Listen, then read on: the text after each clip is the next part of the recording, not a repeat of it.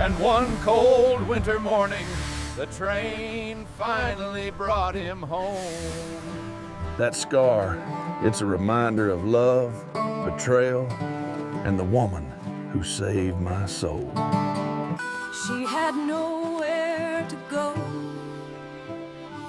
no one to call.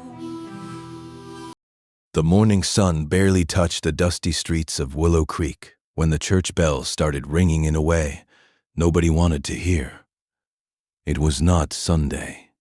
It was not a wedding day. Those bells were ringing because in exactly 6 hours, a woman named Eleanor Mitchell was going to meet her end at the wooden gallows standing in the middle of town square. Eleanor sat in her small jail cell, with her hands folded in her lap and her eyes fixed on the tiny window above her head. She had stopped crying 3 days ago, when the jury announced their verdict, guilty of taking the life of her own husband, Thomas Mitchell, the wealthiest cattle rancher in the territory. The whole courtroom had erupted in whispers and gasps, but Eleanor had simply closed her eyes and accepted what she knew was coming.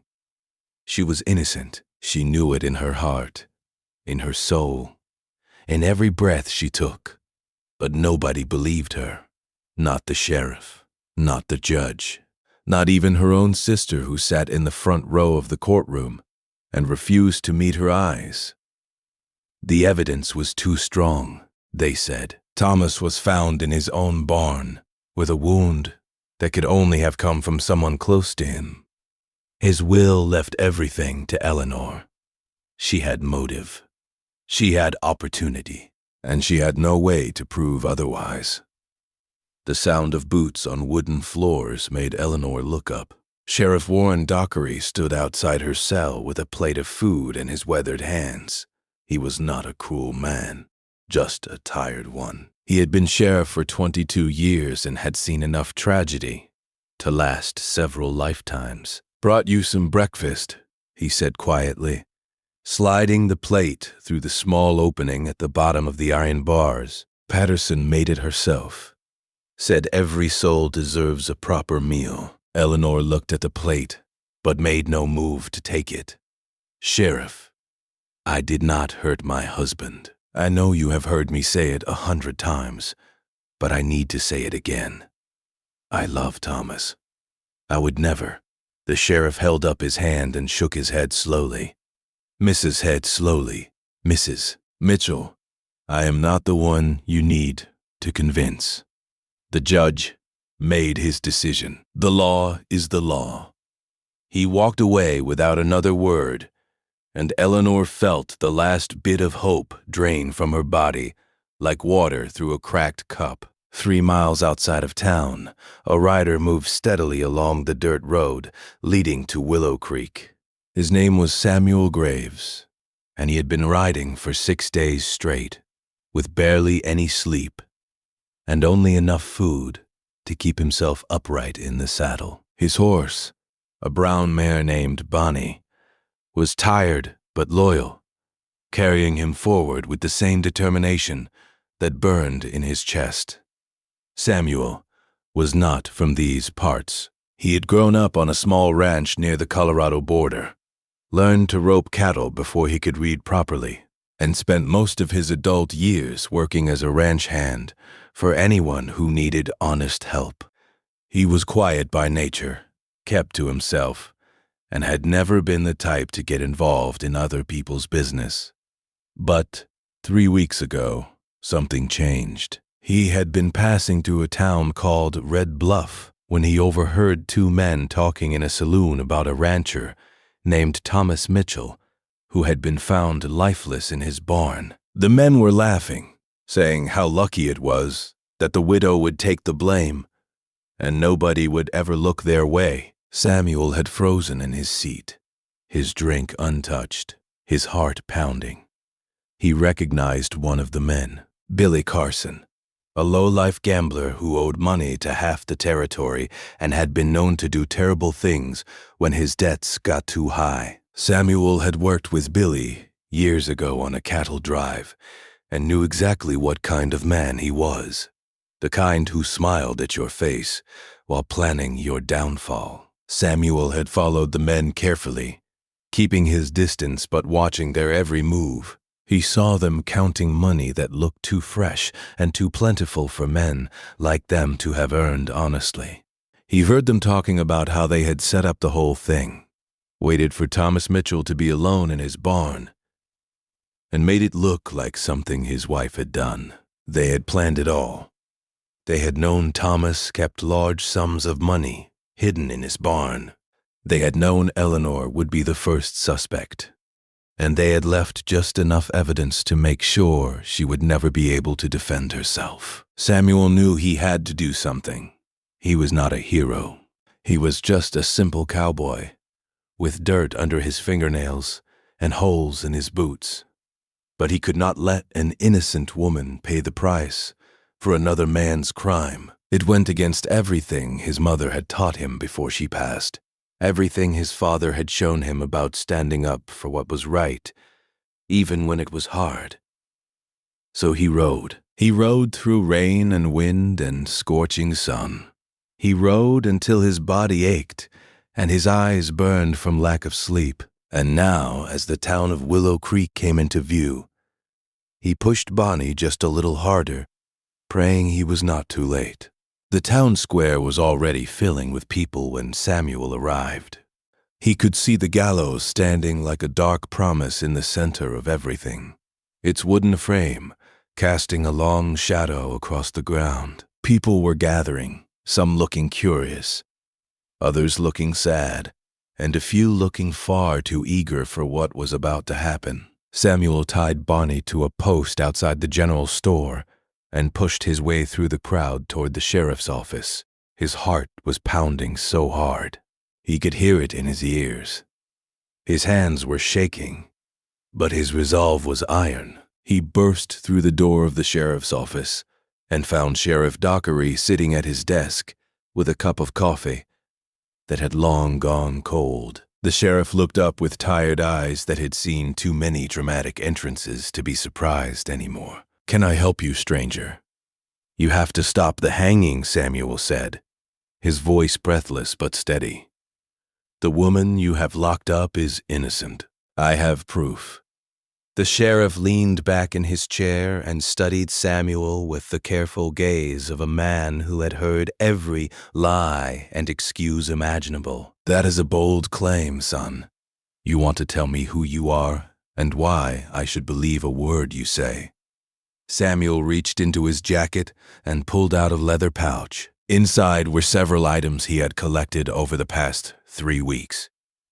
A letter Billy Carson had written to his partner, detailing their plan. A receipt from a horse trader showing Billy had purchased a new horse the same day Thomas Mitchell had been found lifeless, and a silver pocket watch with Thomas Mitchell's initials engraved on the back that Samuel had managed to take from Billy's saddlebag while the man slept off a night of drinking.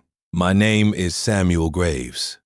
I am nobody important, but I was in Red Bluff 3 weeks ago when I heard 2 men bragging about what they did to Thomas Mitchell.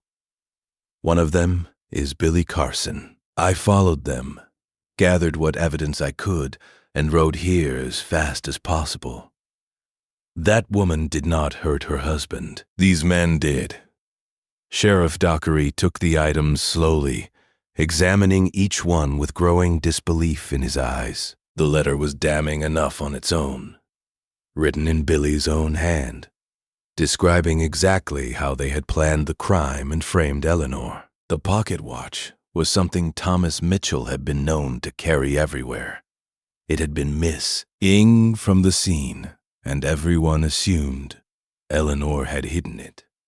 "Lord, have mercy," the sheriff whispered, his face going pale. We were going to."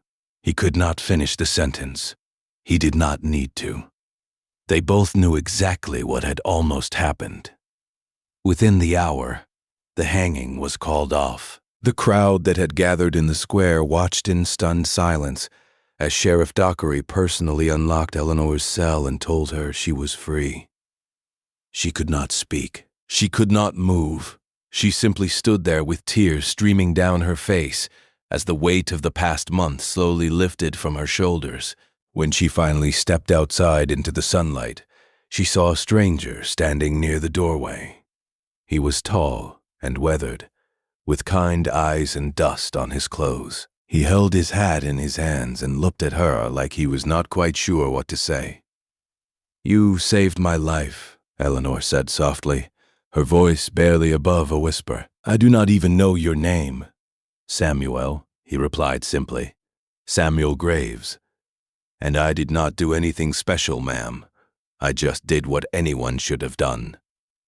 I told the truth. Eleanor shook her head, fresh tears falling. "You rode for 6 days. You risked everything. You did not know me. You had no reason to help." Samuel looked at her for a long moment, and something passed between them. Not romantic love, not yet, but something deeper. Recognition, respect. The understanding that sometimes two souls are meant to cross paths for reasons neither of them fully understands. "I had every reason," he said quietly, "because you are a human being who deserved someone to fight for her, and nobody else was going to do it." The months that followed brought justice and healing. Billy Carson and his partner were found 2 counties over and brought back to face trial for what they had done. They confessed when confronted with the EV. Dense Samuel had gathered, and the whole territory finally knew the truth about what had happened to Thomas Mitchell. Eleanor inherited her husband's ranch as Thomas had always intended, but she found that running such a large operation alone was more than she could handle. She needed help. She needed someone she could trust. Samuel had planned to move on after the trial. He was a drifter by nature, never staying in one place too long, but something about Willow Creek made him want to stay. Something about the green hills and the clear streams and the way the sunset painted the sky in shades of orange and pink. And if he was being honest with himself, something about Eleanor Mitchell made him want to stay too. She offered him a job as ranch foreman, and he accepted. They worked side by side through the summer and fall, rebuilding what had been neglected and restoring the ranch to its former glory. They talked for hours about everything and nothing. They laughed together when things went right and supported each other when things went wrong. People in town started to talk, as people always do. They said Samuel Graves had come to Willow Creek for a reason. They said Eleanor Mitchell smiled more now than she ever had before. They said some stories are just meant to have happy endings.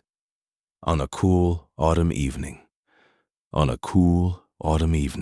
As the leaves turned gold and the air carried the smell of coming winter, Samuel and Eleanor sat on the porch of the ranch house and watched the sun disappear behind the mountains. They did not need to speak. They did not need to explain. They both knew what they had found in each other. Not just love, though that was certainly there, growing stronger every day, but something more precious. Trust, respect, the knowledge that when the whole world had turned against Eleanor, one man had ridden 6 days to save her, and she would spend the rest of her life being grateful for that. Samuel reached over and took her hand in his. It was rough from years of hard work, but gentle in the way it held hers. Eleanor leaned her head against his shoulder and smiled. "Thank you," she said softly, "for believing in me when nobody else would." Samuel kissed the top of her head and held her closer. "I will believe in you every day for the rest of my life. That is a promise." And in the fading light of that autumn evening, surrounded by the land they would build their future on together, they both knew it was a promise he would keep.